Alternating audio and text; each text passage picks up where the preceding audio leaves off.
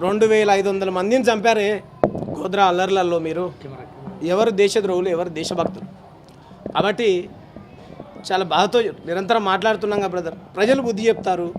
దేశ ప్రజలు తిరగబడితే చాలామంది నియంత్రణ కాల గర్భంలో ఏ విధంగా కలిసిపోయారో శ్రీలంకలో చూసాం, నేపాల్లో చూసాం.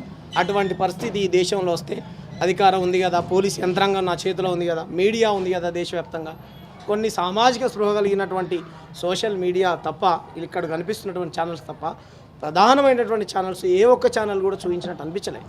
ఎంత దుర్మార్గంగా పలాని డేట్ కల్లా పలాని ఐడియాలజీ కలిగినటువంటి వ్యక్తులను చంపేస్తాం అని చెప్తా ఉంటే ఈ దేశంలో ఉన్నటువంటి రైట్ వింగ్ మేధావులు కూడా చెప్పాలి, ఇది కరెక్ట్ అయినటువంటి పద్ధత. మనం ప్రజాస్వామ్య దేశంలో బతుకుతూ ఉన్నాం కదా. అంతమంది తీవ్రవాదులను చంపినటువంటి వ్యక్తులకు ఏసీ రూమ్లలో మెత్తడి సోఫాలలో కూర్చోబెట్టి పందులు మేపినట్టు పెట్టి వాళ్ళు ఇంతవరకు మీరు శిక్షించి పట్టుకున్నటువంటి పాపాన్ని కూడా పోలే. పట్టుకుంటే కనుక దేశ ప్రజల ముందు పెట్టండి. కాబట్టి ఆ తల్లి ఏం సంపాదించుకుంది బ్రదర్?